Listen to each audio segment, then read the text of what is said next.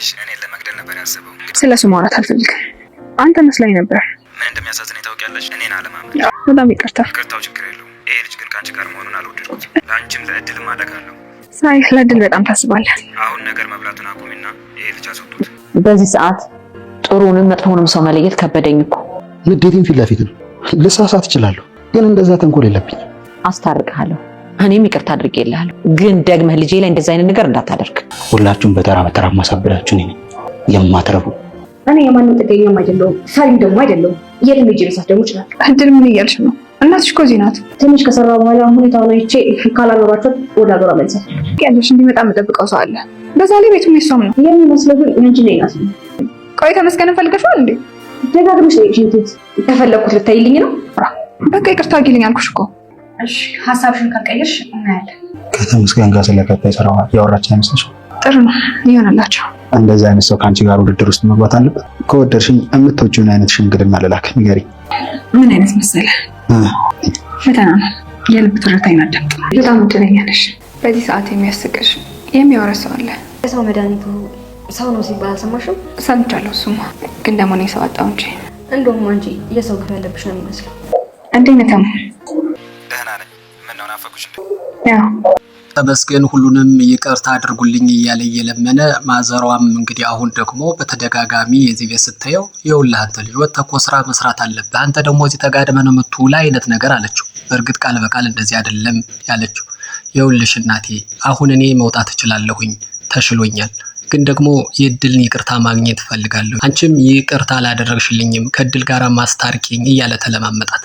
እንግዲህ ናቲ የማዘሯን ልብ በደንብ የተረዳው ይመስላልና አንጀቷን እየበላት፣ ማዘሯም ከዚህ የበለጠ በእንቢታዋ ልትገፋ የወደደች አትመስልም። በቃ ልጄ ተው፣ እኔ ይቅርታ አድርጌልሃለሁ፣ ከልጄም ጋር አስታርቅሃለሁ፣ ድጋሜ ግን እንደዚህ አይነት ሰይጣናዊ እሳቤ እንዳታስብ፣ ልጄ እንዳታስጨንቃት ብለዋለች። አይ ነገሩ እንግዲህ ናቲ እሷን ምክር ሰምቶ ይስተካከል ይሆን የሚለውን መጠየቅ አንፈልግም፣ ምክንያቱም እንደማይስተካከል እናውቃለንና። ሰላም ጤና ይስጥልን። ከባለፈው ክፍል የቀጠለው ትሁት ጀምሯል። አሁን ናቲ ከዚህ ምክር ወዲያው ማዘሯ ዘወር እንዳለች እያንዳንዳችሁን በተናጠል ዋጋችሁን አስከፍላችኋለሁኝ፣ ጠብቁኝ እናንተ የማትረቡ ብሎ እየዛተ ነው። ትሁት ቅድም እድል ስትወጣ ይቅርታ ብትጠይቃትም እና ብዙ እንዲያወሩ ብትጠይቃትም እድል ጊዜና ሁኔታው ስላልፈቀደም ይሁን እሷም ደስ ስላላላት በቃ ከዚህ የበለጠ አንቺ ጋር ማውራት አልፈልግም ብላት ነበረ የተወሰነ ነገር ተናግራት የሄደችው። እና ትሁት እስካሁን ልቧ አልቆረጠላትም እና ስትመጣ ጠብቃ እባክሽን ይቅርታ አድርጊልኝ እያለቻት ነው። ምንም ይቅርታ የሚያባብለን ጉዳይ አየለም፣ በቃ አንቺ ምርጫሽን መርጠሻል፣ እኔም አንድ ቀን ብቻ ነው ማድረው፣ ተመስገን ተሙ መጦ ተያይዝ ሆኖ ሲፈርምልኝ ድረስ እንጂ ነገ ወደ ስራ ሄዳለሁ አለች። በዚህን ጊዜ ትሁት እንዴ የእናትሽ ጉዳይስ እናትሽስ ምን ትልሻለች ስትላትም እንግዲህ የተወሰነ ሰራና እዚህ ቤት ማታኖሯት ከሆነም ወደ ቤቷ መልሳታለሁ አለች። እንዴ ለምን ባባባ እኮ ይመጣል፣ ምን ጠብቀው ሰው እኮ አለ፣ ደግሞም እኮ ቤቱ የእሷም ነው ስትል አይ ቤቱ እንኳ የናቲና የአንቺ ነው የሚመስለው አለቻት። ፍርጥ አድርጋ ነው የነገረቻት። በዚህን ጊዜ ኧረ እባክሽን እድል በዚህ መልኩ አልነጋገር እንዴ፣ መጀመሪያ እኮ የተነጋገርነው እኔ ምርጫዬ ተመስገን እንዲሆን፣ ግን በመሃል የናቲን ተንኮልም ዝም ብለን ለመታዘብና ለማየት ነበረ ቃል የተገባባ ነው ብላ አስታወሰቻት። ግን በመሃል አንቺ አፈረስሽው፣ የናቲ ፍቅር አገረሸብሽ ብላ ቁርጧን ነግራታለች እድል። በዚህን ጊዜ ትሁት ቦግ አለባት መሰልና እንዴ ነገርየው አንቺ ተመስገን ፈልገሹ ነው ስትል እንዴ አንቺ በተደጋጋሚ ፈልገሹ ነው የምትዩ ልታይልኝ ነው ብላ ስትጠይቃት ትሁት ይች ልጅ አመረረች ብላ ነው መሰል። አረ እድል ከዚህ የበለጠ ነገር በዚህ ጉዳይ ማውራት የለብንም፣ በቃ ይቅርታ አድርጊልኝና ወደ ድሯችን እንመለስ አግዥኝ ብላታለች። እንግዲህ እድልም እዚህ የበለጠ ማስጨነቅ የፈለገች አትመስልም። እንግዲህ በሐሳብሽ ከቀጠልሽ መሃል ላይ ደግሞ ካላፈረስሽው እሺ ብላ ይቅርታ አድርጋላታለች። እንግዲህ ያሰቡትንም አብረው ለመስራት ቃል የተገባቡ ወደ መጀመሪያው ሐሳባቸው የተመለሱ ይመስላሉ። እንግዲህ እድልና ትሁት በዚህ መልኩ ከተነጋገሩና ከተግባቡ በኋላ አሁን እድል ከማን ጋር እንደሆነ ባይታወቅም ስልክ ይዛለችና በስልክ ውስጥ በጣም የሚነጋገሩት ባይሰማም እየሳቀች ነው። እና ትሁት ደግሞ ተደብቃ እያየቻት ነው። ከማን ጋር ነው እየደወለች ያለችው ብላም አልገመተችም። ምክንያቱም ከማን ጋር ሊሆን እንደሚችለው በራሷ ይሳለችዋል፣ ያው ከተመስገን ጋር ይሆናል የሚል ነውና በዚህ መካከል ናቲ መጣና በስስ ጎኗ ሊገባባት ሞከረ። አየሽው፣ ይህ ነገር ግን ከተመስገን ጋር ቀጣይ ምን ሊያደርጉ እንዲያሰቡ እየተነጋገሩ አይመስልሽም ብሎ በስስ ጎኗ ገብቶ ነገሩን ወደ ራሱ ለማሳመር እየሞከረ ነው። እንዴት ከተመስገን ጋር ሊሆን እንደቻለ አወቅ ብላ ብትጠይቀውም በጓሮ በኩል ድምጽ ይሰማልና በዚያ ነው ያወቁት ቆይተዋል ከጀመሩ ብሎ አረጋገጠላት። በዚህ መካከል እንግዲህ ከተዋደዱ ምን ማድረግ ይቻላል፣ ይሁን ይጀናጀኑ ብላ ፈቀደች ትሁት።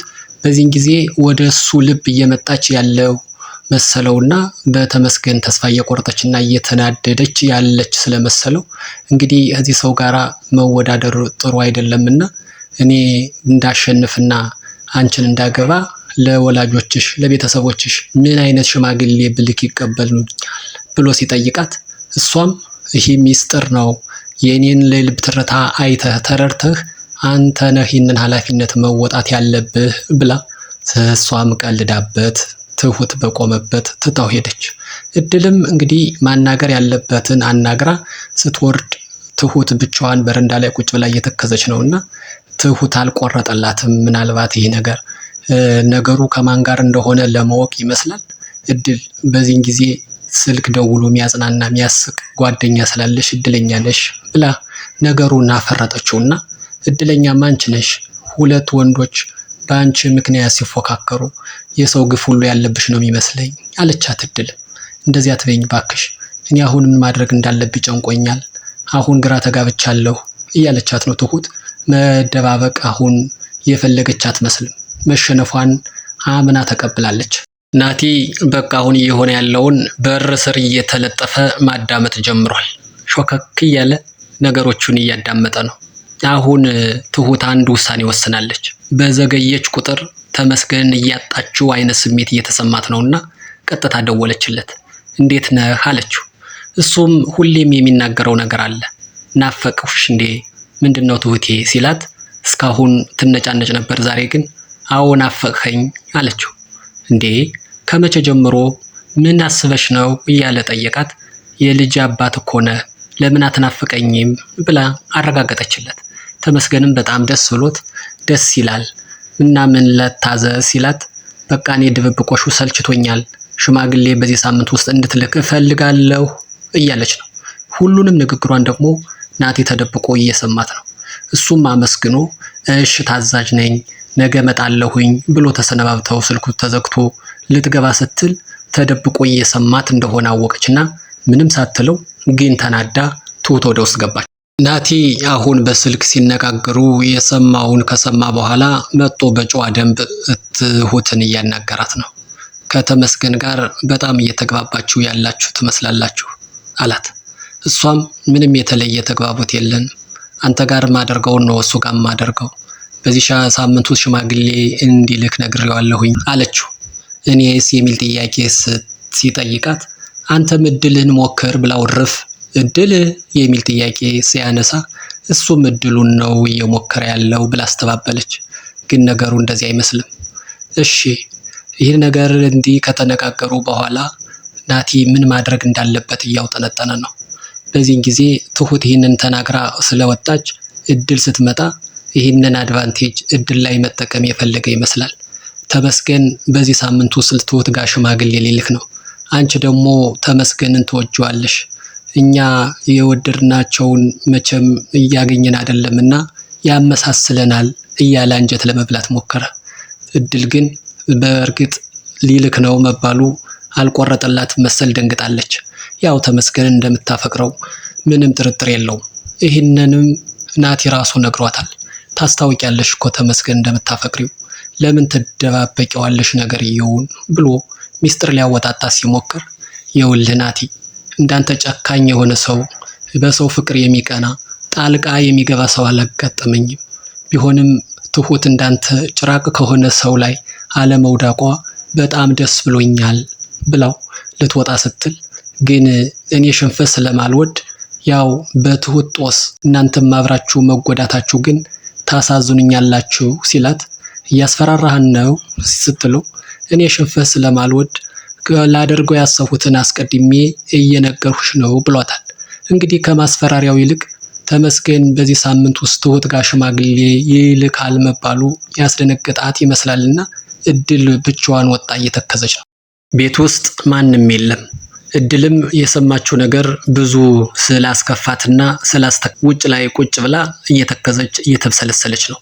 ቤት ውስጥ ናቲ ዞር ዞር ብሎ ሲመለከት ሶፋ ላይ ማዘሯ ወይዘሮ ምረት ተኝታለች። በዚህን ጊዜ ናቲ ስራውን ሊጀምር ያሰበ ይመስላል።